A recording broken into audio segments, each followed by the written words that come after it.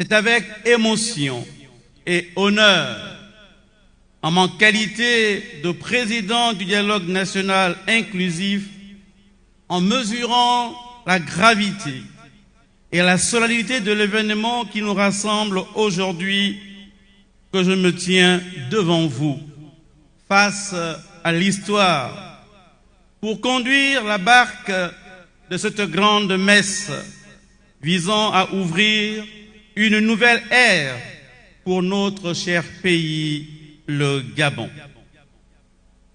Mesdames et messieurs, chers compatriotes, après la conférence nationale de 1990, présidée par mon prédécesseur, Monseigneur Basile Wengon, notre pays a organisé 4 grandes rencontres nationales.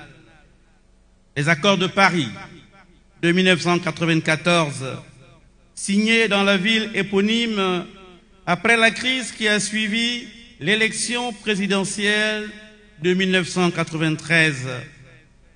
Les accords d'Arambo de 2006 à Libreville, signés après la crise des élections de 2005.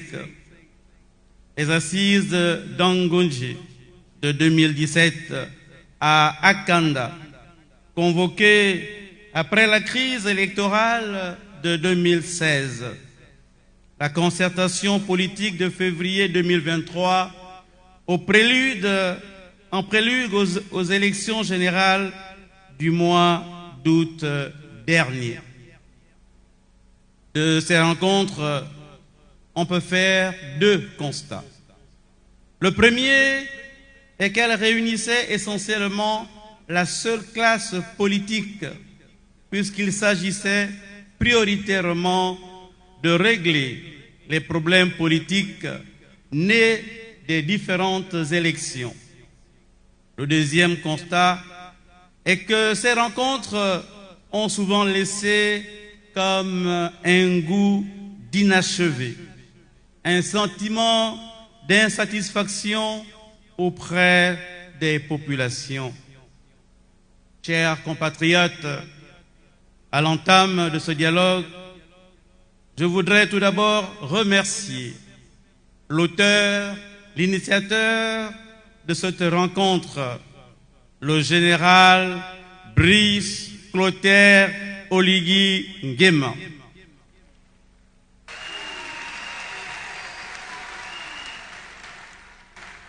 Auquel j'associe tous les membres du comité de transition pour la restauration des institutions, pour avoir bien voulu organiser les présentes assises. J'adresse également mes remerciements à tous ces milliers de contributeurs qui se sont mobilisés pour paver la voie de ce dialogue.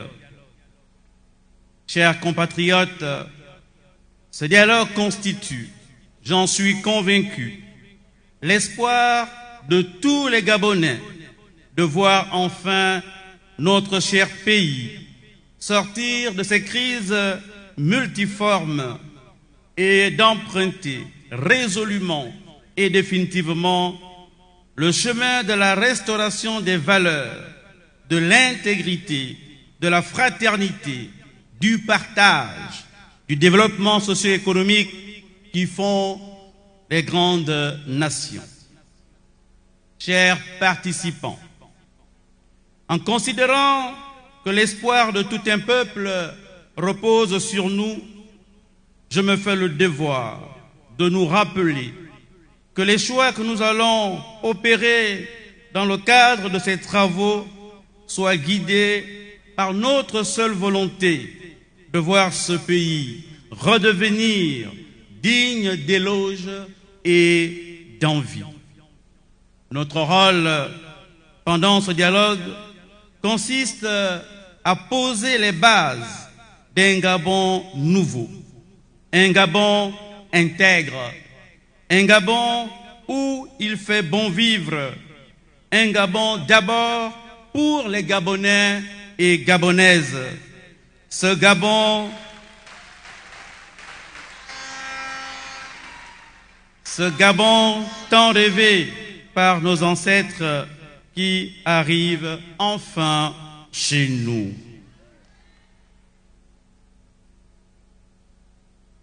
Pour cette raison, j'appelle chacun au dépassement de soi pour s'inscrire dans une logique d'inclusion afin que ce dialogue serve de fondement à un processus de réconciliation véritable. Tant de mal a été fait à ce peuple et à ce pays. Pour autant, nous ne devons pas céder à la tentation de l'incrimination ou de la vengeance. C'est pourquoi ce dialogue ne peut servir de tribune pour les règlements de compte. Il s'agit plutôt de poser les jalons pour le Gabon de demain, qui sera orienté vers la promotion des valeurs de respect de l'autre, de dignité humaine et de solidarité. Nous avons là l'occasion historique de léguer à la postérité un Gabon plus juste, plus fraternel et prospère. Mesdames, Messieurs, chers compatriotes, à l'issue de ce dialogue, notre pays, le Gabon, doit se doter de textes solides, impersonnels et durables. Entrons donc dans ce dialogue avec sérénité et détermination, sans passion excessive ni haine, mais avec la conscience du bien commun, c'est-à-dire le bien du nous tous, constitué d'individus, de familles et de groupes intermédiaires qui forment une communauté sociale. Ce n'est pas un bien recherché pour lui-même, mais pour les personnes qui font partie de la communauté sociale et qui, en elles seules, peuvent arriver réellement et plus efficacement à leur bien. Mesdames et messieurs, chers compatriotes, nous voici à nouveau face à nous-mêmes, face à cet éternel témoin et juge qu'on appelle l'histoire. Nous sommes aujourd'hui appelés à participer à l'écriture de notre histoire commune, sans exclusion aucune. Au terme de ce dialogue, seul le peuple sortira vainqueur pour un Gabon doté d'un nouveau contrat social, empreint de justice, de paix et de progrès. Chers compatriotes, j'ai l'intime conviction que vous êtes ici pour dessiner un Gabon nouveau, pour lui rendre ses lettres de noblesse et sa fierté. J'ai l'assurance que Dieu et nos ancêtres bienheureux sont avec nous dans cette entreprise de reconstruction. Car, comme le dit le psalmiste, si le Seigneur ne bâtit la maison, les bâtisseurs travaillent en vain.